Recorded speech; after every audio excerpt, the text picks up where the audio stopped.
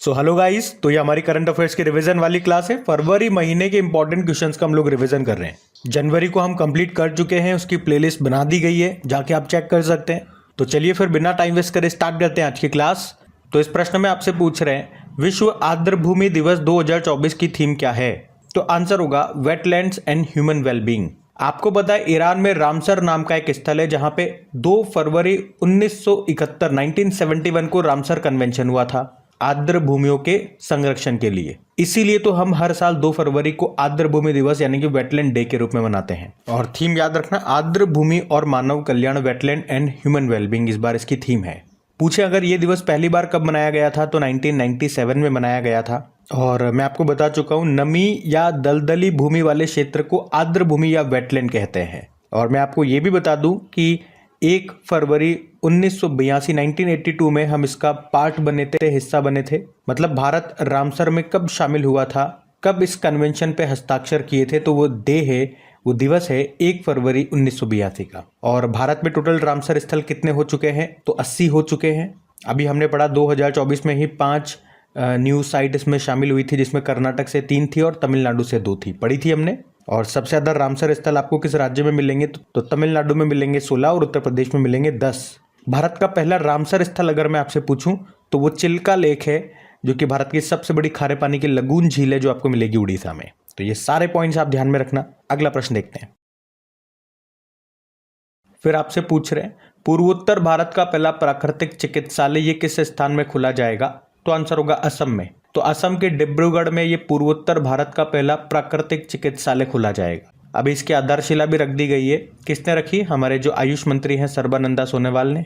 और इसका नाम क्या होगा? केंद्रीय योग एवं प्राकृतिक चिकित्सा अनुसंधान संस्था। 15 एकड़ की भूमि पर यह बनाया जाएगा। इसकी लागत आएगी 100 करोड़ रुपए। और क्या होगा यहाँ पे? तो इस प्राकृतिक चिकित्सालय में प्राकृतिक रूप से रोगों का इलाज किया जाएगा। अच्छा, इसी से संबंधित कुछ इंपॉर्टेंट प्रश्न मैं आपको रिवाइज कराऊं तो अगर पूछे आपसे कि भारत का पहला वन चिकित्सा केंद्र फॉरेस्ट हीलिंग सेंटर का उद्घाटन कहाँ पे किया गया था, तो आंसर होगा उत्तराखंड के रानीखेत में। अगर पूछे देश का पहला वानिकी विश्वविद्यालय फॉरेस्ट और रिसर्च सेंटर कहाँ पे खुलेगा, तो आंसर होगा तेलंगाना में। अगर पूछे कि अभी भारत ने दुनिया के पहले पोर्टेबल अस्पताल का अनावरण किया था, उसका नाम क्या है? आरोग्य मैत्री क्यूब उसका नाम है। वर्ल्ड हेल्थ ऑर्गेनाइजेशन ने भारत में कहां पर एक वैश्विक पारंपरिक चिकित्सा केंद्र स्थापित किया? जामनगर, गुजरात। फिर पूछ रहे कौन सा एम्स परिसर के अंदर फायर स्टेशन रखने वाला पहला भारतीय अस्पताल बना था? तो आंसर होगा एम्स दिल्ली। एम्स की क्या फुल फॉर्म होती है? All India institute of medical science. और सरकारी अस्पतालों में फ्री में आईवीएफ सुविधा देने वाला देश का पहला राज्य कौन सा बना था? तो आंसर होगा गोवा। ये सारे इंपॉर्टेंट क्वेश्चन है, करंट अफेयर्स के क्वेश्चन है। इसी प्रश्न में मैंने आपको रिवाइज कराया, तो उनको ध्यान में रखना। अगला प्रश्न में पूछ रहे फिर, अभी आरबीआई ने किस पेमेंट बैंक पर प्रतिबंध लगाया था? तो आंसर होगा पेटीएम पेमेंट बैंक पे। ये सब आपको पता भी है। पेटीएम पेमेंट बैंक की स्टैटिक देखें थोड़े तो इसकी स्थापना होती है 28 नवंबर 2017 में। पेरेंट कंपनी है 197 कम्युनिकेशन। हेडक्वार्टर नोएडा में है। संस्थापक है विजय शेखर शर्मा। और इसे 2021 में ही शेड्यूल्ड बैंक का दर्जा भी मिला था। और अभी पेटीएम के जो पेमेंट बैंक है उस पर प्रतिबंध लगाया गया, ये ध्यान में रखना। वैसे मैं आपको बता दूं इसके बारे में कि पेटीएम पेमेंट बैंक ये यूपीआई लाइट फीचर लॉन्च करने वाला पहला बैंक बना था। फिर आपसे पूछ रहे उत्तर भारत का पहला मानव डीएनए बैंक ये किस संस्थान में बनाया जा रहा है? तो आंसर होगा बीएचयू, बनारस हिंदू यूनिवर्सिटी में। तो वैसे तो यहाँ पे मैं आपको डिटेल में नहीं समझाऊंगा इसके बारे में, वो हम ऑलरेडी डेली करंट अफेयर्स वाली क्लास में पढ़ चुके हैं। डिटेल में आपको हर चीज समझा चुका हूँ और ये समझने वाला प्रश्न है, लेकिन मजबूरी ये हमारी रिवीजन वाली क्लास है तो हम डिटेल में नहीं जाएंगे। तो सिंपल सा 1 लाइन में क्या याद रखेंगे? उत्तर भारत का पहला मानव डीएनए बैंक किस संस्थान में बनाया जा रहा है? बीएचयू याद रखना है। लेकिन फिर भी अगर आपको किसी को डिटेल में जानना है कि यार ये प्रश्न क्या है, तो आप फरवरी वाले लेक्चर में चले जाएं। फरवरी 2024 के स्टार्टिंग में ये आपको मिल जाएगा प्रश्न। फिर अगला प्रश्न क्या है? अभी हाल ही में किस राज्य ने उंगलई थेड़ी उंगल ओरिल योजना शुरू की? तो आंसर होगा तमिलनाडु। अच्छा, तमिलनाडु के मुख्यमंत्री कौन है? एमके स्टालिन है। आपको याद है उनकी एक ऑटोबायोग्राफी आई थी, उसका नाम क्या था? उंगलिल ओरुवन उसका नाम था। और इस योजना का नाम है उंगलई थेड़ी उंगल ओरिल। तो उंगल उंगल आ रहा है देखो दोनों में। अगर आपको उनकी ऑटोबायोग्राफी याद है तो आप इसका सही उत्तर लगा सकते हो। और इस योजना का मतलब क्या है? आपके दरवाजे पर सेवाएं लाना। तमिलनाडु ने शुरू किया, याद रखना। फिर आपसे पूछ रहे हैं अभी पहले FIH5S पुरुष विश्व कप का खिताब किसने जीता? तो आंसर होगा नीदरलैंड ने। अच्छा, ये इसका पहला संस्करण है, तो ये इंपॉर्टेंट क्वेश्चन हो जाता है आपके लिए।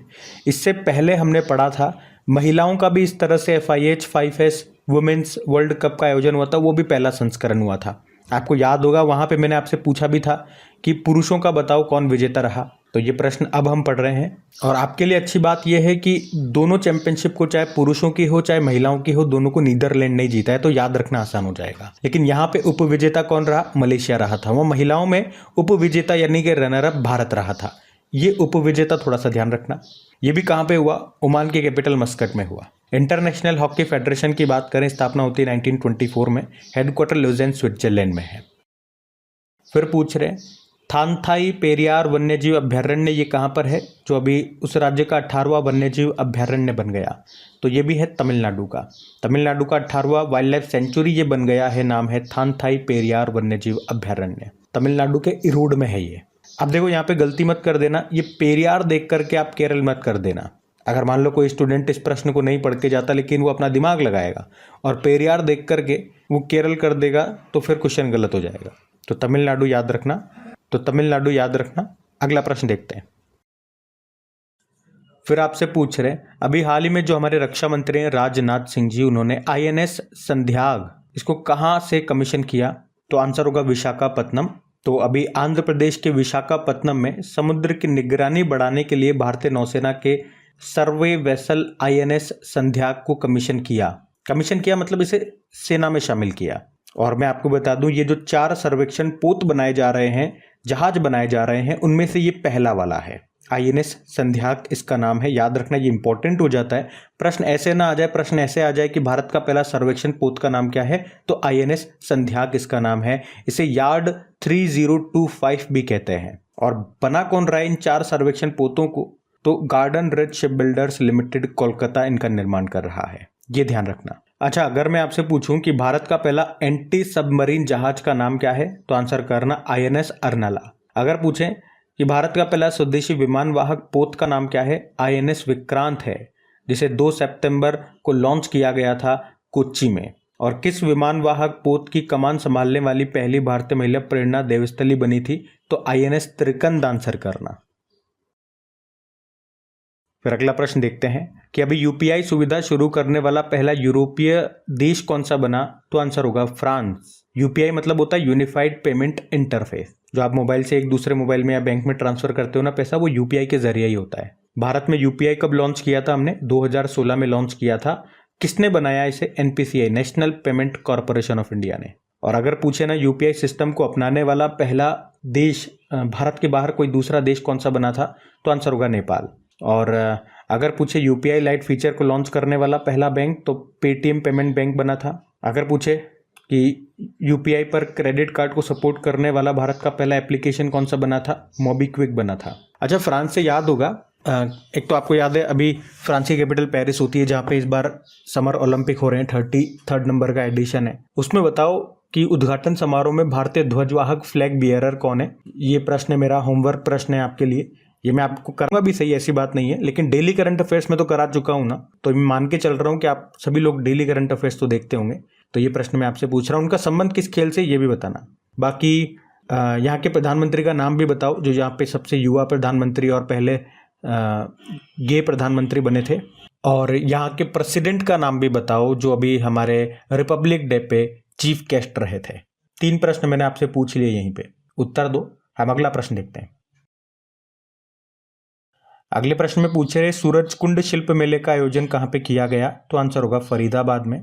तो हरियाणा के फरीदाबाद में अंतर्राष्ट्रीय सूरजकुंड मेले का आयोजन किया जाता है। इसका भी उद्घाटन किया था हमारी जो प्रेसिडेंट है द्रौपदी मुर्मू जी ने। और भारतीय हैंडलूम और टूरिज्म को बढ़ावा देने के लिए इसका आयोजन होता है। इस बार इसका 37 नंबर का संस्करण ये हुआ। इस बार इसका थीम स्टेट था गुजरात। और अगर मैं आपसे पूछूं कि अंतर्राष्ट्रीय गीता महोत्सव का आयोजन ये कहाँ पे होता है? हरियाणा के कुरुक्षेत्र में। फिर आपसे पूछ रहे हैं अभी किसे भारत रत्न सम्मान देने की घोषणा की गई, और ये तो दे भी दिया गया। 5 व्यक्तियों के नाम आपको याद रखने हैं। तो क्या नाम है? एक तो है बिहार के पूर्व मुख्यमंत्री रहे कर्पूरी ठाकुर जी, लाल कृष्ण आडवाणी, पूर्व प्रधानमंत्री चौधरी चरण सिंह जी, और PV नरसिम्हा राव और MS स्वामीनाथन। तो ये ध्यान में रखना। फिर अगला प्रश्न क्या कह रहा है कि 2024 पेरिस ओलंपिक के लिए किसे मशाल वाहक के रूप में चुना गया? तो इसका उत्तर होगा अभिनव बिंद्रा। अभिनव बिंद्रा का संबंध किससे है? शूटिंग से है। ये ओलंपिक में गोल्ड मेडल जीतने वाले पहले भारतीय थे। अच्छा, अभी पेरिस ओलंपिक की बात करें। एक प्रश्न तो मैंने आपसे पूछा ना, क्या प्रश्न पूछा था? हाँ, कि इसमें उद्घाटन समारोह में, ओपनिंग सेरेमनी में भारत के ध्वज वाहक फ्लैग बियरर का नाम आपको बताना है, उन खिलाड़ी का खेल कौन सा है ये भी आपको बताना है। लेकिन मैं आपको बता दूं कि इस बार इसमें 4 नए गेम शामिल किए गए, break dance, skateboarding, sport climbing और सर्फिंग, ये याद रखना है। वैसे इंटरनेशनल ओलंपिक कमेटी की बात करें तो स्थापना होती है 23 जून 1894 में, हेडक्वार्टर लुज़ेन स्विट्जरलैंड में है और अध्यक्ष हैं थॉमस बाक। फिर आपसे पूछ रहे हैं अंतर्राष्ट्रीय मानव बंधुत्व दिवस 2024 ये कब मनाया गया? तो आंसर होगा 4 फरवरी को। इसे इंग्लिश में बोलेंगे International Day of Human Fraternity. हर साल 4 फरवरी को ये दिन मनाया जाता है, ये ध्यान में रखना। फिर आपसे पूछ रहे हैं अभी फरवरी में ही भारतीय वायुसेना के द्वारा वायु शक्ति 2024 अभ्यास का आयोजन ये कहाँ पे किया गया? तो आंसर होगा जैसलमेर में, राजस्थान के जैसलमेर में। तो एक्सरसाइज का नाम क्या था? वायु शक्ति 2024। भारतीय वायुसेना, इंडियन एयरफोर्स ने इसका आयोजन किया अभी राजस्थान के जैसलमेर में। फिर आपसे पूछ रहे हैं कि भारतीय नौसेना ने किस वर्ष को नौसेना नागरिकों का वर्ष घोषित किया? तो आंसर होगा 2024। किसने? भारतीय नौसेना ने। अब आप मुझे बताओ, इंडियन आर्मी ने 2024 को किस वर्ष के रूप में घोषित किया था? ये अच्छा प्रश्न है जो मैं आपसे पूछ रहा हूँ, इसका उत्तर देना। वैसे नौसेना दिवस हम 4 दिसंबर को मनाते हैं और हमारे नेवल चीफ कौन है? नौसेना प्रमुख हैं आर हरिकुमार। तो आज का सेशन हम यहीं तक रखते हैं। वैसे मैंने आपको बोला है रिवीजन वाली क्लास में आपका रिवीजन का दिन में सिर्फ 10 से 12 मिनट लूंगा, ज़्यादा समय नहीं लूंगा, क्योंकि रिवीजन थोड़ी समय के लिए ही होता है, बाकी आपको और सब्जेक्ट पढ़ने हैं, इतना सफिशिएंट है। डेली इतना समय निकाल लोगे ना, बहुत बड़ी बात है। बाकी सेशन पसंद आता है तो इसे लाइक ज़रूर करना, दोस्तों के साथ में शेयर ज़रूर करना। Thank you.